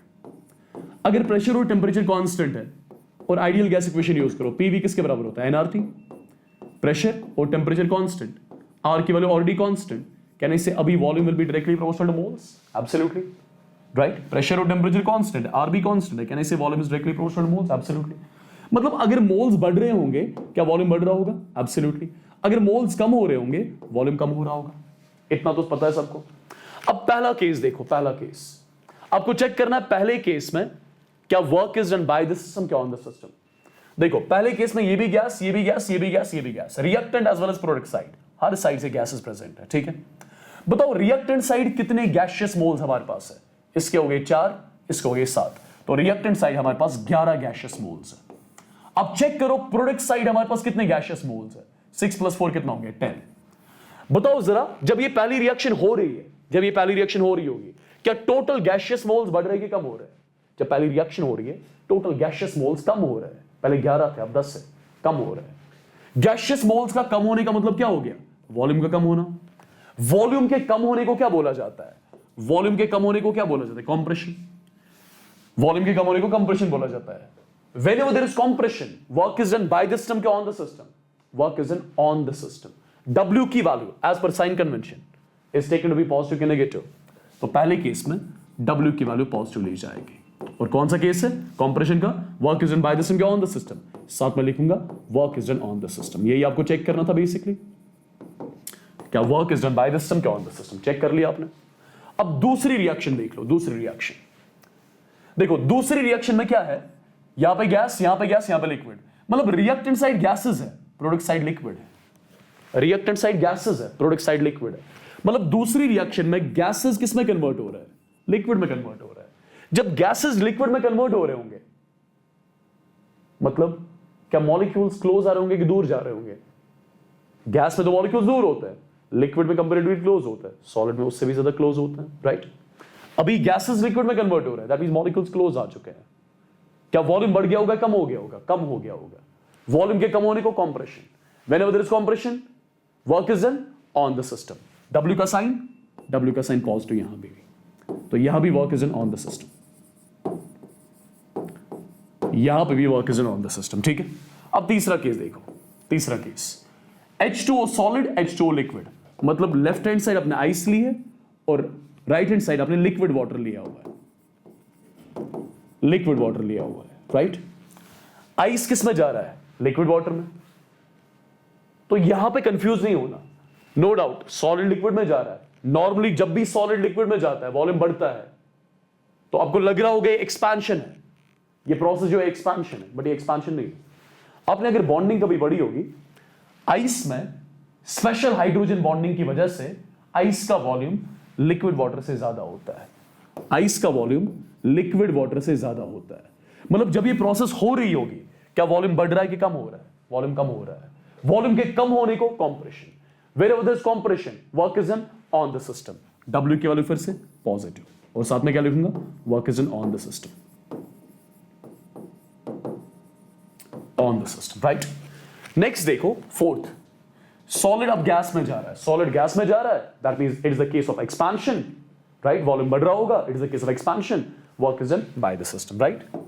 लास्ट में work is done by the system और W की वैल्यू नेगेटिव, W की वैल्यू नेगेटिव और साथ में work is done by the system. I hope ये कॉन्सेप्ट भी आपको क्लियर हुआ होगा, राइट? अच्छा, ये जो हीट और वर्क है, अगर मैं आपसे पूछूं इस हीट और वर्क के यूनिट्स क्या होंगे? हीट और वर्क के यूनिट्स वही होंगे जो एनर्जी के होंगे, ठीक है? और एनर्जी का एसआई यूनिट क्या होता है? जूल। एनर्जी का सीजीएस यूनिट क्या होता है? अर्ग, राइट? एनर्जी का एसआई यूनिट क्या होता है? जूल। सीजीएस यूनिट होता है अर्ग। 1 जूल बराबर होता है 10⁻⁷ अर्ग। और इस चैप्टर में हमें एनर्जी के और भी डिफरेंट यूनिट्स को काम में लेना है। फॉर एग्जांपल, एनर्जी का एक यूनिट होता है एटीएम लीटर, एक यूनिट होता है बार लीटर, एक यूनिट होता है कैलोरीज, ठीक है? और ये जो कन्वर्जेंस है ये बहुत इंपॉर्टेंट है, जब मैं फर्स्ट लॉ आपको पढ़ाऊंगा। 1 एटीएम लीटर बराबर होता है 101.3 जूल्स, एक बार लीटर बराबर होता है 100 जूल्स, एक कैलोरी होती है 4.2 जूल्स, 1 एटीएम लीटर होता है 24.2 कैलोरीज। ये चारों इंपॉर्टेंट कन्वर्जेंस है जो फ्रीक्वेंटली हमें क्वेश्चंस में काम आएंगे जब मैं आपको क्वेश्चंस कराऊंगा नेक्स्ट सेशन में, राइट? परफेक्ट। ये डिफरेंट यूनिट कन्वर्जेंस आप याद रखना please and please, this is important, this is important. अब इसके बाद, since these were the different units of energy, these were the different units of energy, अब हम एक इंपॉर्टेंट चीज की बात करेंगे। What is that? That is thermodynamic process. जो आप फिजिक्स में पढ़ते हो, आइसोबारिक, आइसोकोरिक, एटसेट्रा एटसेट्रा, ये जो थर्मोडायनेमिक प्रोसेसेस होती है, इसका मैं आपको बेसिक आइडिया दूंगा। डिटेल में हमें आगे पढ़नी है थर्मोडायनेमिक प्रोसेसेस, ठीक है? अभी मैं आपको बेसिक आइडिया दूंगा बेसिकली इस थर्मोडायनेमिक प्रोसेस का, ठीक है?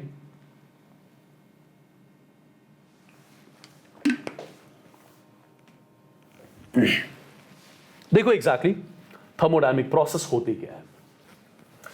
सबसे पहले मैं यहां पर हेडिंग मार्क करूंगा एक,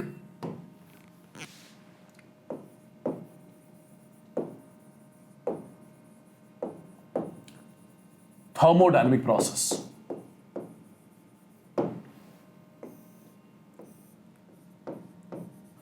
थर्मोडायनेमिक प्रोसेस को एग्जैक्टली हम लोग डिफाइन करते हैं कैसे? देखो ध्यान से, thermodynamic process, it is basically path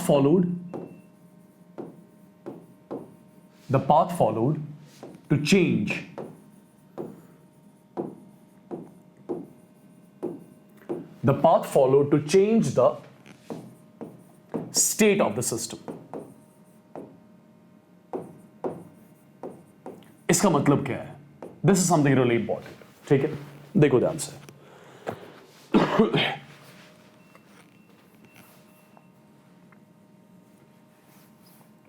for example, आपने एक कंटेनर लिया,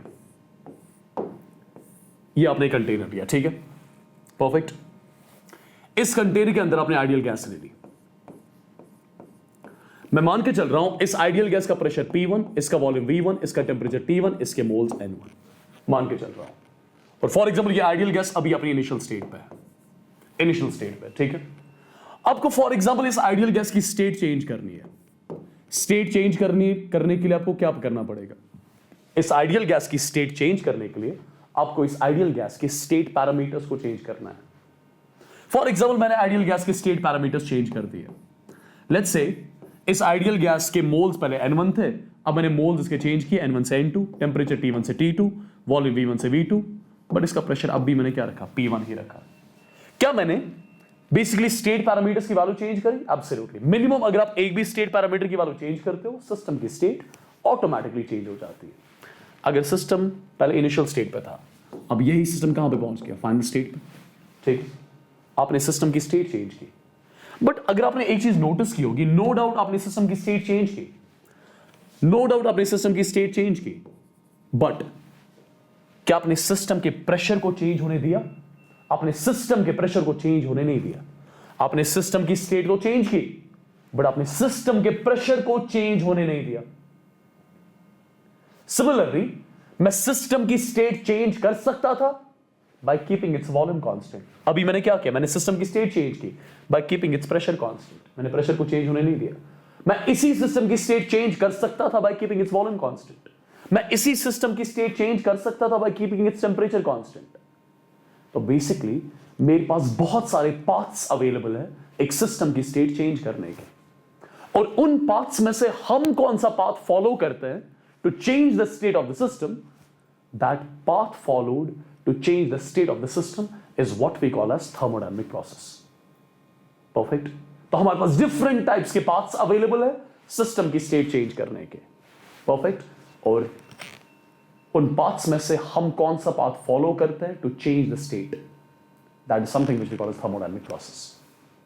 परफेक्ट. अब इन्हीं थर्मोडायनामिक प्रोसेस को थोड़ा इसका आइडिया मैं देता हूं आपको वन बाय वन.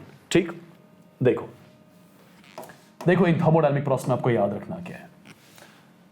सबसे पहले मैं बात करूं जो हमारी पहली थर्मोडायनामिक प्रोसेस होती है, जिसको आप बोलते हो आइसोबारिक प्रोसेस. आइसोबारिक प्रोसेस में होता क्या है? आप सिस्टम लोगे, आप सिस्टम की स्टेट चेंज करोगे, बट आप सिस्टम के प्रेशर को चेंज होने नहीं दोगे. जब आप सिस्टम की स्टेट चेंज कर रहे होंगे, during the change in the state अगर सिस्टम का प्रेशर चेंज नहीं हुआ, वी से the gas in the container whose state we are changing, but we are making sure during the change in the state pressure of the system does not change. We say at that time the system is undergoing isobaric process. मतलब isobaric process में pressure of the system क्या रहता है? Constant रहता है. आप system की state change कर रहे होंगे, बट सिस्टम की स्टेट चेंज करने के टाइम आप सिस्टम के प्रेशर को चेंज होने नहीं दे रहे हो. आप सिस्टम का प्रेशर कांस्टेंट रख रहे हो. अगर प्रेशर कांस्टेंट है तो चेंज इन प्रेशर डेल्टा पी कितना होगा? 0 के बराबर. Change in pressure delta P 0 के बराबर होगा. Right. Eight the same time अगर मुझे फॉर एग्जाम्पल प्रेशर और वॉल्यूम के बीच में ग्राफ बनाना होगा, कैसा आएगा ग्राफ? सिंस प्रेशर को कांस्टेंट रखना है, ये प्रेशर कांस्टेंट है. राइट. वॉल्यूम कितना भी चेंज कर लो, प्रेशर पे कोई फर्क नहीं पड़ रहा है. और इस ग्राफ को क्या बोला जाएगा? इसको आप आइसोबार बोला करोगे आज के बाद. ठीक है. I hope this is clear to everyone. ठीक है. अब मुझे एक चीज बताओ, स्टेट्स ऑफ मैटर सबने पढ़ा होगा. ठीक है. स्टेट्स ऑफ मैटर में सबने चार्ल्स लॉ भी पढ़ा होगा. Charles law. क्या चार्ल्स लॉ में आइडियल गैस का प्रेशर कांस्टेंट रखा जाता था? क्या चार्ल्स लॉ की बेसिक इक्वेशन हुआ करती थी V is equal to K multiplied by T? ये चार्ल्स लॉ की बेसिक इक्वेशन होती थी, राइट? और इस चार्ल्स लॉ में pressure of the gas was kept constant. Perfect. तो ये जो इक्वेशन है V is equal to KT, या इसको मैं ऐसे लिखूं V1 divide by V2 is equal T1 divided by T2। तो ये इक्वेशन डायरेक्टली आप आइसोबारिक प्रोसेस में यूज कर सकते हो। ये इक्वेशन डायरेक्टली आप आइसोबारिक प्रोसेस में यूज कर सकते हो। परफेक्ट। जब भी आइडियल गैस का प्रेशर कांस्टेंट हो, आइडियल गैस चार्ल्स लॉ को फॉलो करता है, और ये चार्ल्स लॉ की बेसिक इक्वेशंस है। परफेक्ट। और यहां पे जो ये K होता है चार्ल्स कांस्टेंट, इस चार्ल्स कांस्टेंट की वैल्यू किसके बराबर होती है? देखो ये K कैसे निकाला जाएगा। जरा आइडियल गैस इक्वेशन को ऐसे लिखो, V is equal to nRT divide by P, लिख सकता हूं। जरा चार्ल्स लॉ की बेसिक इक्वेशन लिखो, V is equal to K multiplied by T। देखो यहां भी वॉल्यूम, यहां भी वॉल्यूम, यहां भी टेंपरेचर, यहां भी टेंपरेचर, तो K किसके बराबर आ गया? K बराबर आ गया nR बाई P। तो ये जो K है ये बेसिकली बराबर होगा nR divided by P। Perfect. I hope ये भी क्लियर है। आई होप ये भी क्लियर है। अभी मैं किसकी बात कर रहा हूं? अभी मैं आइसोबारिक प्रोसेस की बात कर रहा हूं। अच्छा, कुछ और बेसिक चीजें देखो। ये आपने PV कर्व बनाया आइसोबारिक प्रोसेस के लिए। अगर आपको इसी आइसोबार को दिखाना होगा वॉल्यूम टेम्परेचर कर्व पे, वॉल्यूम वर्सेस टेम्परेचर कर्व पे आपको आइसोबार को दिखाना है। बताओ मुझे, आइसोबारिक प्रोसेस में वॉल्यूम और टेम्परेचर डायरेक्टली प्रोपोर्शनल। वॉल्यूम को प्लॉट कर रहे हो आप y एक्सिस के अलोंग, टेम्परेचर को प्लॉट कर रहे हो x एक्सिस के अलोंग, तो ये बन गया y is equal to mx। y is equal to mx क्या होता है? Straight line passing through origin. इसका ग्राफ कुछ ऐसा होगा। ये ग्राफ भी कब बना होगा? जब प्रेशर ऑफ द गैस क्या होगा? कांस्टेंट होगा। इसको अपने VT के फॉर्म में कन्वर्ट कर लिया, इसको अपने VT के फॉर्म में कन्वर्ट कर लिया। परफेक्ट। तो ये भी आइसोबार को रिप्रेजेंट कर रहा है, ये भी आइसोबार को रिप्रेजेंट कर रहा है। आई होप ये क्लियर है, राइट? अच्छा, एक और चीज देखो, एक और इंपॉर्टेंट चीज देखो। सिंस आइसोबारिक प्रोसेस में volume of the gas is directly proportional temperature of the gas, मतलब अगर गैस का टेंपरेचर डबल हो रहा होगा तो वॉल्यूम डबल हो रहा होगा, अगर गैस का टेंपरेचर हाफ हो रहा होगा तो वॉल्यूम हाफ हो रहा होगा। फॉर एग्जाम्पल ये पॉइंट है, यहां पे टेंपरेचर है गैस का T0 और यहां पे टेंपरेचर है, यहां पे वॉल्यूम है गैस का V0, ठीक है? अब मैंने ये पॉइंट सेलेक्ट कर लिया।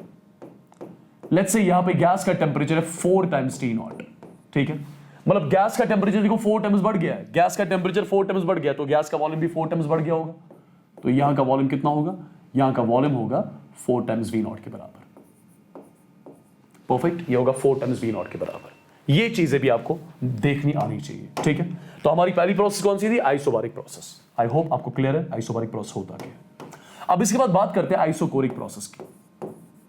आइसोकोरिक प्रोसेस, बताओ जरा आइसोकोरिक प्रोसेस में होगा क्या? आइसोकोरिक प्रोसेस में नो डाउट आप सिस्टम की स्टेट चेंज कर रहे होंगे, but during the change in the state of the system आप सिस्टम के वॉल्यूम को चेंज नहीं होने दे रहे होंगे, राइट? आप सिस्टम की स्टेट चेंज कर रहे होंगे, but during the change in the state आप सिस्टम के वॉल्यूम को चेंज होने नहीं दोगे। तो volume of the system is kept constant. अगर वॉल्यूम कांस्टेंट है तो डेल्टा V की वैल्यू किसके बराबर है? 0। चेंज इन वॉल्यूम कितना हो गया? 0 के बराबर, ठीक है? अगर आपको इसी चीज को ग्राफ के फॉर्म में दिखाना है, ये वॉल्यूम है, ठीक है? या फॉर एग्जाम्पल ये प्रेशर है और ये वॉल्यूम है, तो इसका ग्राफ कैसा आएगा? ऐसे स्ट्रेट लाइन आएगा। और इसको क्या बोला जाएगा इस ग्राफ को? इसको आप आइसोकोर बोला करोगे। परफेक्ट, इसको आइसोकोर बोला करोगे। मुझे बताओ कौन से गैस लॉ में वॉल्यूम कांस्टेंट होता था? क्या उसको हम गेलुसैक्स लॉ बोलते थे? और गेलुसैक्स लॉ में बेसिक इक्वेशन होती थी pressure is directly proportional temperature, right? या आप इसको ऐसे लिखते थे P is equal to K multiplied by T। Perfect. तो जितनी भी आइसोकोरिक प्रोसेस होंगी उनमें ये इक्वेशन ऑटोमेटिकली आप यूज कर सकते हो, राइट? या अगर आपको याद होगा गेलुसैक्स लॉ में एक और इक्वेशन होती है P1 divide by P2 is equal to T1 divide by T2। कोई भी आइसोकोरिक प्रोसेस आपको मिलेगी, आप उसमें आंखें बंद करके इक्वेशन यूज कर सकते हो। आई होप ये भी क्लियर है। अब फॉर एग्जाम्पल आपको कुछ ऐसा करना है। देखो फॉर एग्जाम्पल एक आइसोकोरिक प्रोसेस को आपको दिखाना है कौन से ग्राफ पे? आपको for example pressure temperature graph plot करना है एक आइसोकोरिक प्रोसेस के लिए। प्रेशर और टेम्परेचर के बीच में ग्राफ चाहिए। ये हो गया y, ये हो गया m, ये है x। y इक्वल mx, फिर से ऐसा स्ट्रेट लाइन होगा। परफेक्ट। इस ग्राफ को भी, ये ग्राफ कब बनाया गया है? जब गैस का वॉल्यूम कांस्टेंट रखा गया। तो इस ग्राफ को भी क्या बोला करोगे? इस ग्राफ को भी आप आइसोकोर बोल सकते हो। ठीक है। सिमिलरली टेम्परेचर डबल करने से प्रेशर डबल होगा, टेम्परेचर हाफ करने से प्रेशर हाफ हो जाएगा। आप ऐसा बोल सकते हो, you can write something like this. और यहां पे जो ये k होता है, इस k की वैल्यू बेसिकली होती है nr डिवाइड बाय v के बराबर। ये जो k यहां पे होता है, इसकी वैल्यू होती है nr बाय v। कभी इससे भी क्वेश्चंस आते हैं। ठीक है। तो ये था हमारे पास आइसोबारिक प्रोसेस। अब आ गया आइसोकोरिक प्रोसेस। आइसोकोरिक प्रोसेस के बाद अब मैं बात कर रहा हूं आइसोथर्मल प्रोसेस की। आइसोथर्मल प्रोसेस की बताओ, आइसोथर्मल प्रोसेस में क्या होता होगा? आप सिस्टम का स्टेट चेंज कर रहे होंगे, but during the change in the state आप सिस्टम के टेम्परेचर को चेंज होने नहीं दोगे। सिस्टम का टेम्परेचर कांस्टेंट है, सिस्टम का टेम्परेचर आपने कांस्टेंट रखा हुआ है, that means delta T, change in temperature कितना? 0 के बराबर। परफेक्ट। आप मुझे बताओ कौन सा गैस लॉ ऐसा होता था जिसमें गैस का टेम्परेचर कांस्टेंट रखा जाता था? Boyle's law. बताओ बॉयल्स लॉ की बेसिक इक्वेशन क्या होती थी? P is equal to K divide by V।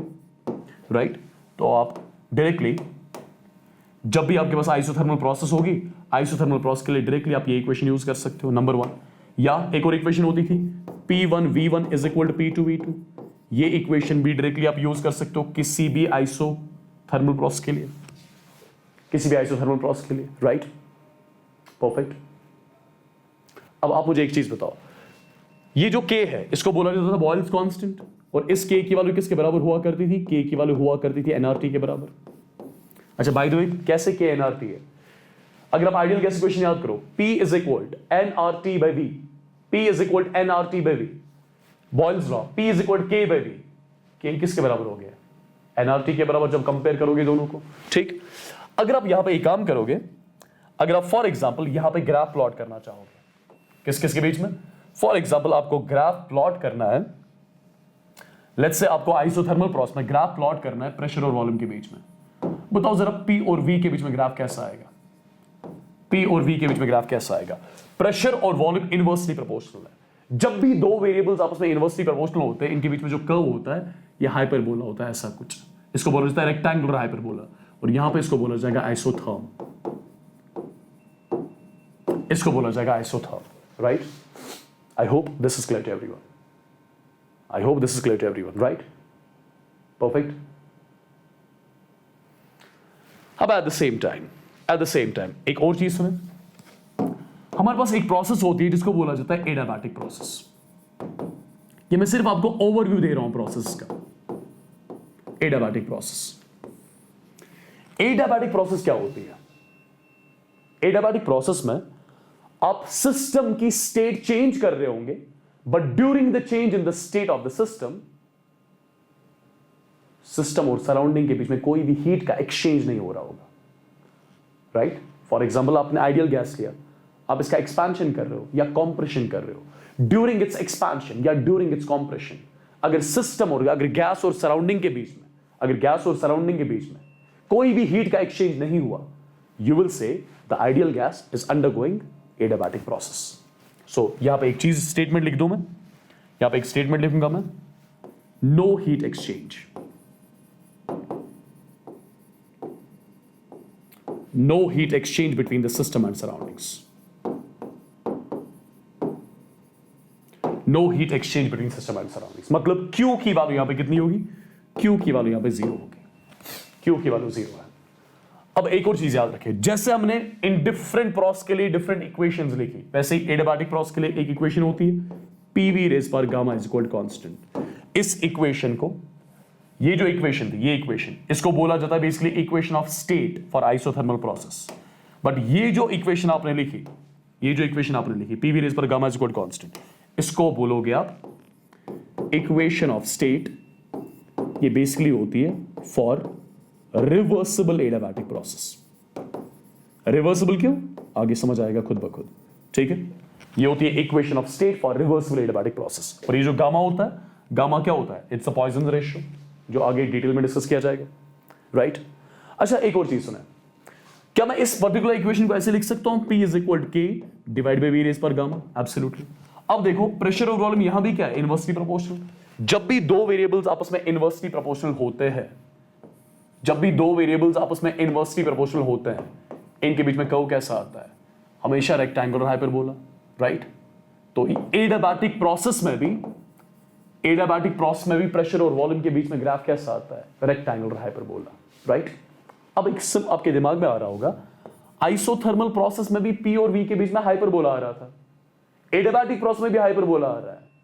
Differentiate कैसे करें हम, डिफरेंशिएट कैसे करें कि कौन सा हाइपरबोला एडियाबैटिक प्रोसेस के लिए और कौन सा हाइपरबोला आइसोथर्मल प्रोसेस के लिए। देखो इसके लिए एक स्टेटमेंट यहां पर लिखूंगा मैं, slope of the tangent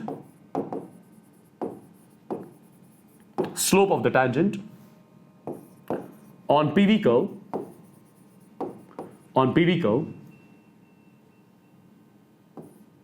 of adiabatic processes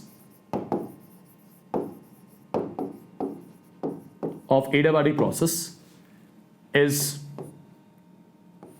gamma times the slope of tangent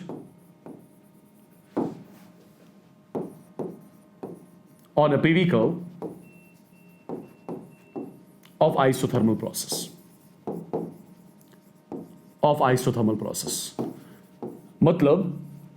मतलब एडियाबैटिक कर्व्स का स्लोप गामा टाइम्स ज्यादा होता है किससे, आइसोथर्मल से।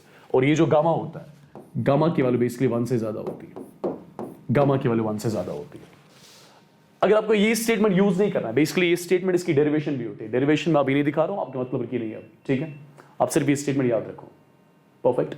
अगर ये स्टेटमेंट भी याद नहीं रखना है, आपको एक ट्रिक याद रखनी है, तब क्या करोगे, देखो फॉर एग्जाम्पल ऐसा सिनेरियो है, देखो ध्यान से, प्रेशर वॉल्यूम, लेट्स अज्यूम यहां पे दो ग्राफ्स दिखा रहा हूं मैं, ये एक ग्राफ दिखाया मैंने, ये दूसरा ग्राफ दिखाया, ठीक है।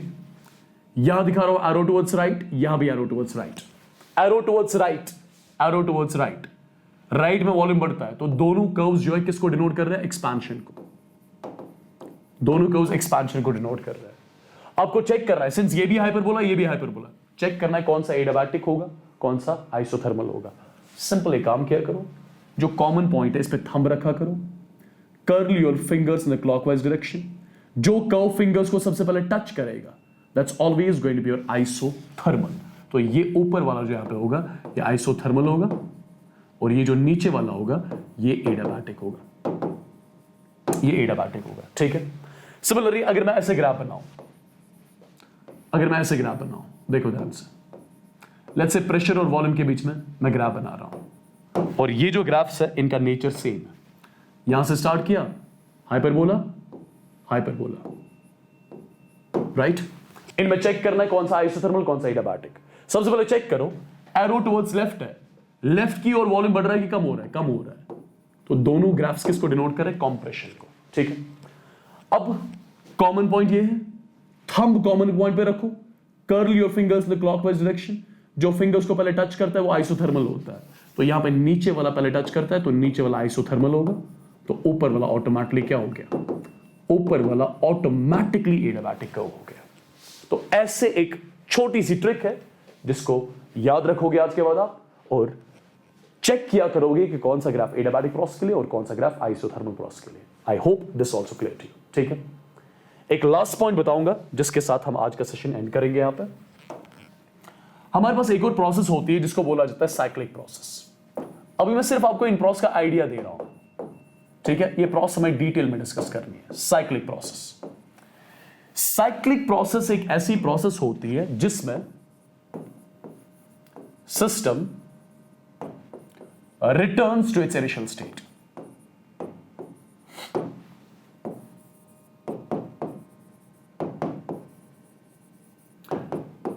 जिसमें system returns to its initial state after going through a lot of steps.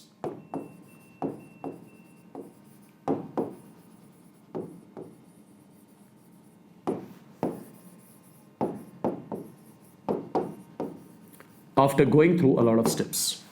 For example समझाने के लिए, लेट्स से सिस्टम पहले पॉइंट ए पे था, ये सिस्टम की इनिशियल स्टेट थी।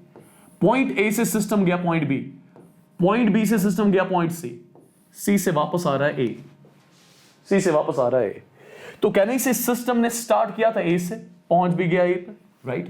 तो जो सिस्टम की इनिशियल स्टेट है वही सिस्टम की फाइनल स्टेट भी है। तो इस पर्टिकुलर प्रोसेस को क्या बोलूं? Cyclic process. कोई भी ऐसी प्रोसेस जिसमें system returns to its initial state after going through a lot of steps, you call that process a cyclic process. Cyclic process में अगर सिस्टम की इनिशियल स्टेट और सिस्टम की फाइनल स्टेट सेम है तो कहने से स्टेट फंक्शन की इनिशियल वैल्यू और स्टेट फंक्शन की फाइनल वैल्यू भी सेम होंगी। स्टेट फंक्शन होती क्या है? जो इनिशियल और फाइनल स्टेट पे डिपेंड करती है। अगर स्टेट ही चेंज नहीं हुई, सिस्टम की इनिशियल और फाइनल स्टेट सेम है, तो सिस्टम की इनिशियल स्टेट फंक्शन की value will be same as that of system की फाइनल स्टेट फंक्शन की वैल्यू। अगर सिस्टम की initial state function is equal to the system की फाइनल स्टेट फंक्शन, बताओ change in the value of state function for a cyclic process कितना होगा? 0 के बराबर। ये एक इंपॉर्टेंट स्टेटमेंट है, आज के बाद याद रखोगे। जब भी आपके पास एक साइक्लिक प्रोसेस होगी, साइक्लिक प्रोसेस के लिए change in the value of state function is always 0। मतलब एक साइक्लिक प्रोसेस में डेल्टा यू कैलकुलेट करना होगा, डायरेक्टली 0 लिखा करोगे साइक्लिक प्रोसेस में, बिकॉज यू एक स्टेट फंक्शन है, राइट। डेल्टा जी कैलकुलेट करना है, साइक्लिक प्रोसेस में 0 होगा, बिकॉज जी एक स्टेट फंक्शन है, change in the value of state function for a cyclic process 0। Delta H calculate करना होगा, ये भी 0 होगा। डेल्टा एस कैलकुलेट करना होगा, ये भी 0 होगा। तो change in the value of a state function for a cyclic process that's always taken as 0, right. So my dear students, ये थी बेसिक चीजें जो हमें इस चैप्टर में बेसिकली काम में आने वाली है। तो जितना हो सका उतना मैंने चीजों को सिंप्लीफाई किया आज के सेशन में। नेक्स्ट सेशन जो होगा, नेक्स्ट सेशन से एक्चुअल चीजें स्टार्ट हो जाएंगी जिनसे थर्मोडायनेमिक्स के क्वेश्चंस पूछे जाते हैं। ये जो आज का सेशन था, इससे आपका बेस स्ट्रांग बनेगा, बेसिक स्ट्रांग बनेगा, because majority of the students जो बेसिकली थर्मोडायनेमिक्स में गलतियां करते हैं उनके बेसिक स्ट्रांग नहीं होते। तो आई एम श्योर अगर आप ये सेशन नॉर्मली आपने प्रॉपरली ऑनेस्टी के साथ फॉलो किया होगा, नोट्स साथ में बनाए होंगे, आई एम 100% श्योर आपका थर्मोडायनेमिक्स का बेसिक्स ऑलमोस्ट स्ट्रांग हुआ होगा। अभी और भी चीजें हमें डिस्कस करनी है, राइट, जो नेक्स्ट सेशन में डिस्कस की जाएंगी। तो जो नेक्स्ट सेशन होगा उसमें एक तो हम डिस्कस करेंगे इंटरनल एनर्जी, उसके साथ डिस्कस करेंगे फर्स्ट लॉ ऑफ थर्मोडायनेमिक्स, और साथ में डिस्कस करेंगे हीट कैपेसिटीज। ये हमारा दूसरा सेशन होगा जिसमें ये 3 topics exactly I will be covering, right. तो do let me know in the comment section of this particular video, क्या आपको लगा कि आपको बेनिफिट आया इस सेशन से, राइट। क्या आपको लगा कि आपके बेसिक स्ट्रांग हो गए इस सेशन से? Do let me know in the comment section.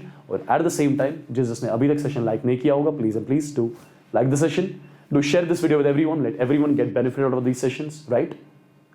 और एट द सेम टाइम अगर आपने चैनल सब्सक्राइब नहीं किए तो I would want you guys to subscribe the channel as well. So take care guys, God bless you all and see you in the next session. Take care, bye bye.